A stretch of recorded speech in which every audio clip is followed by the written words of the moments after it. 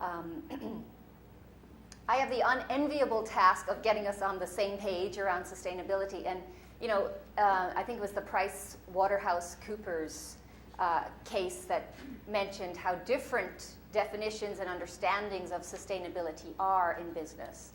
And so the idea here is to create a big enough tent that we can all find ourselves in the tent and go, yeah, that's really what's of importance to me with the sustainability.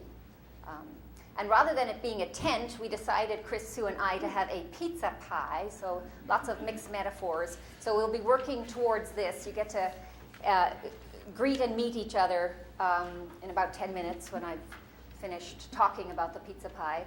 And the idea is, there are many different elements of sustainability, none of which is sufficient on its own, but all of which are necessary together. And different companies orient and focus on different parts of that pizza pie. So it's really a conversation about which slice are you trying to eat in your company right now, so we can get to know each other in that context. But let's start with the probably the most famous, the original definition, the Brundtland one, meeting the needs of the present without reducing the capacity of future generations to meet their needs. I like this word needs. I think as academics who are oriented around action research or engagement research, it is about what are the needs that we need to serve rather than just mere intellectual curiosity.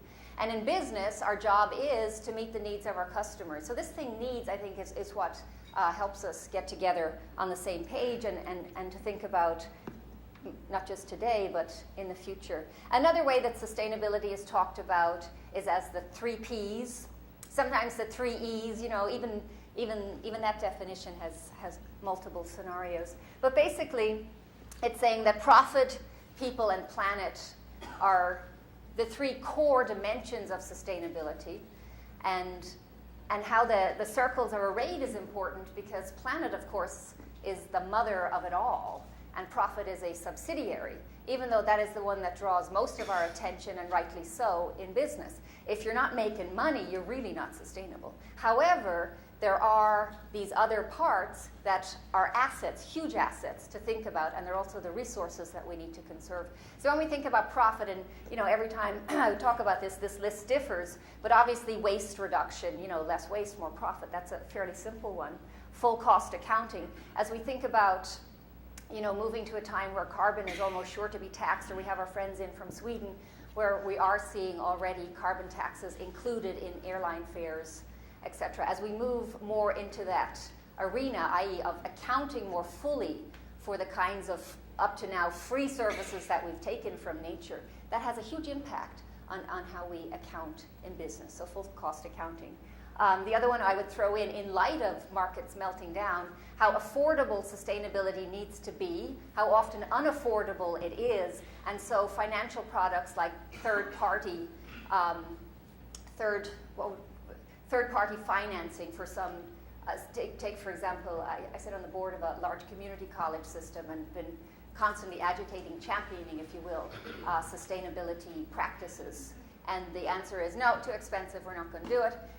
And so coming across, I think it's called the PPWs, the partnership power, where basically utilities or other third-party services pay for the entire array of solar cells on your buildings. They take over the entire cost, you reap the benefit, and you just plug in at a particular price. So these third-party financial products being very useful and something really worthy of our attention. How do we make this thing affordable? Okay, so that's profit. People obviously are what make things happen, so people as being assets in this system, and the need to have human needs, genuine human needs met. So it's people inside our organizations, it's inside larger society, it's also in developing economies. So many of us are now doing our work, manufacturing our products in so-called third world economies, and there's all sorts of issues of justice and how that comes back to issues of profit, because you're just, your stakeholders are just not willing to put up with so-called bad business practices anymore. So the issue of people as an asset, and meeting their needs as a way to do these things.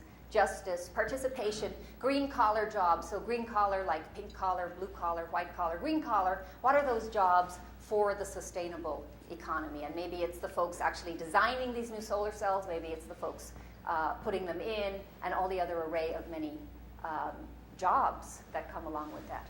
And finally, planet, because like I said, it is the mother of everything. And remembering that without planet, there is no profit. So it's not really a balance at all, to the degree that there's going to be more debate among us on triple bottom line. No, is the term even a useful term? Because it's not really a triple bottom line at all. We organize around the bottom line, and these two things filter into it. And I think, they're not quite the same. So even, getting that straight is important.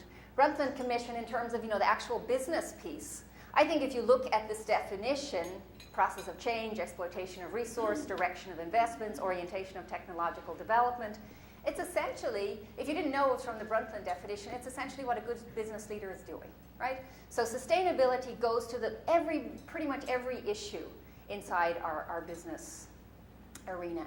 And so I think, when Sue, Chris, and I were thinking, what really is the question? It's really the question of how do we design for a sustainable world with business as core players in that. And how do we do that pretty damn quickly, because the decline in living systems only going in one direction.